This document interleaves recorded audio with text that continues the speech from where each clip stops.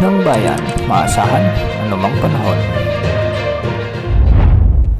Magandang oras po sa ating lahat. Narito na ang latest update sa lagay ng ating panahon ngayon at sa susunod na 24 oras. Sa kasalukuyan ay nakakaapekto ang shearline o banggaan ng malamig at mainit na hangin sa silangang bahagi ng Northern Luzon. Samantalang amihan o northeast monsoon naman ang siyang nakakaapekto sa nalalabing bahagi ng Northern Luzon.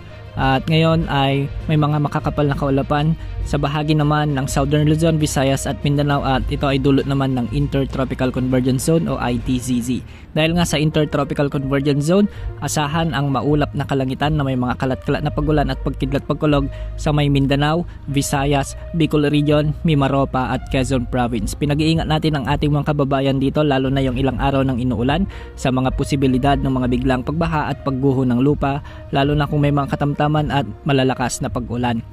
Dahil naman sa umiiral na shearline ay asahan din ang maulap na kalangitan na may mga kalat-kalat na pagulan na may mga kasamang isolated thunderstorms sa may Cagayan, Apayao at Isabela.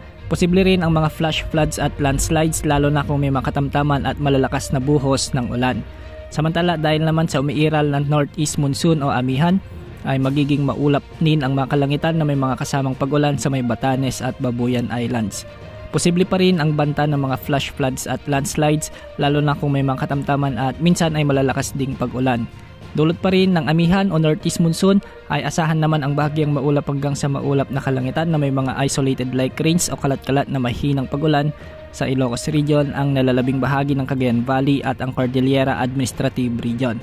Sa Metro Manila at nalalabing bahagi naman ng ating bansa ay asahan naman ang pag-iral ng bagyang maulap hanggang sa maulap na papawirin na may mga isolated rain showers and thunderstorms. Dulot naman ito ng Intertropical Convergence Zone, kaya may banta pa rin ng mga biglang pagbaha at pagguho ng lupa, lalo na kung may mga umiiral na severe thunderstorms.